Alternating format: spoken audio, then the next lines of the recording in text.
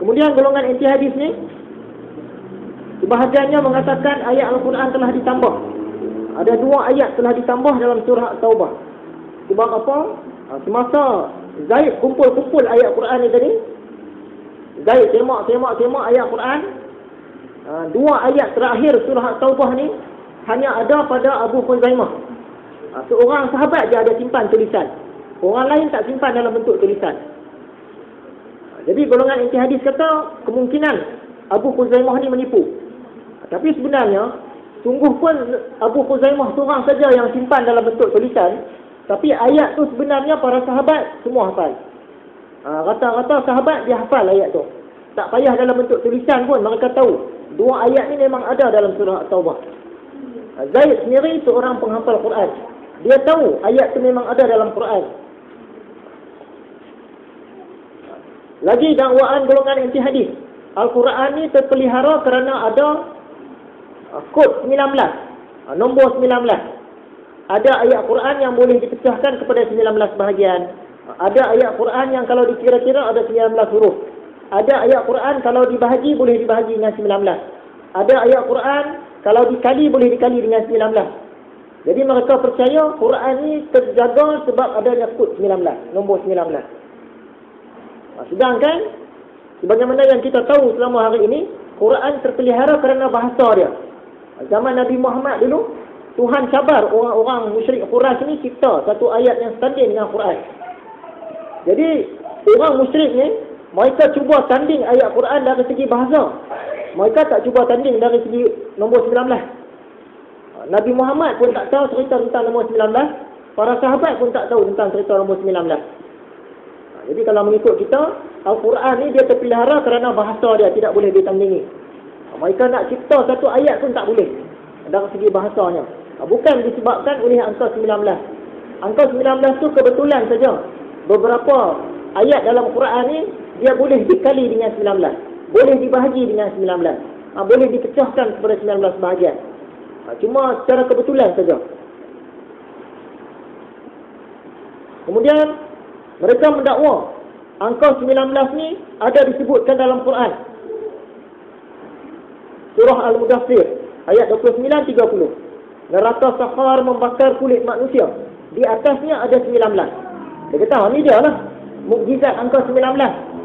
Sebenarnya angka 19 tu menceritakan tentang jumlah malaikat. Neraka Sakhar membakar kulit manusia. Di atas neraka Sakhar tu ada 19 orang malaikat. Apa bukti dia? Ayat selepas tu. Dan tidaklah kami jadikan penjaga neraka Sakhar itu melainkan para malaikat. Ayat yang 19 itu dia cerita pakai bilangan malaikat, bukan tentang mukjizat angka 19 tu. Dia guna ayat tu keras. Ayat terusnya dia tak highlightkan. Kemudian dia selewengkan maksud Al-Mudaththir.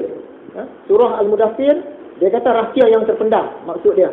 Sedangkan ikut para ulama yang mahir bahasa Arab, Al-Mudaththir ni maksud dia orang yang berselimut. Siapa yang berselimut? Nabi Muhammad yang berselimut. Sebab apa dia berselimut?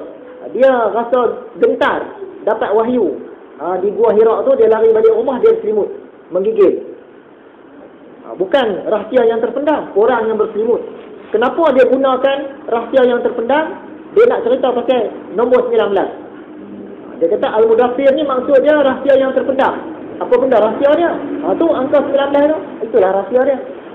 Dia kelilingkan maksud Quran. Kemudian mereka mengatakan dalam Bismillahirrahmanirrahim ada 19 huruf. Kalau kita kira dengan mata kasar memang ada 19. Tapi kita kena ingat Al-Quran dia turun dalam bentuk perkataan. Dia bukan turun dalam bentuk tulisan. Bila dah dipindahkan dalam bentuk tulisan baru jadi 19 huruf. Kalau dikaji dari segi bunyi bahasa dia ada 22 huruf. Contohnya macam Rahman. Roha mim nun. Dekat mim tu dia ada alif tu, tapi tak ditulis alif tu. Sebab tu kita baca Rahman. Dia panjang. Ada alif dekat mim tu. Jadi kalau kira-kira sebenarnya 22 bukan 19. Lagi dakwaan mereka, sebahagiannya mengatakan waktu sembahyang sehari semalam 3 waktu saja. Apa hujah dia? Surah Hud ayat 114. lakukanlah solat pada dua tepi siang dan awal malam. Dua tepi siang ni maksud dia subuh dan maghrib. Satu lagi Isyak. Tiga, cukup sembahyang tiga. Sembahyang zuhur dengan sembahyang asar tidak ada dalam Al-Quran. Jadi mereka ni sembahyang 3 waktu saja. Sedangkan sebenarnya pada ayat tersebut dia tidak ada perkataan hanya. Kalau Tuhan kata lakukanlah solat hanya pada 2 tepi siang dan awal malam, betul lah sangkaan mereka. Tapi perkataan hanya tak ada di situ. Macam kita cakaplah kepada budak-budak, gosoklah gigi masa mandi pagi dan masa nak tidur. Tapi kalau dia nak gosok gigi lagi lepas makan tengah hari, boleh. Lagi elok. Bukan maksud hanya tu, yang tu saja kena buat. Jadi kita tetaplah bersembahyang 5 waktu sehari semalam.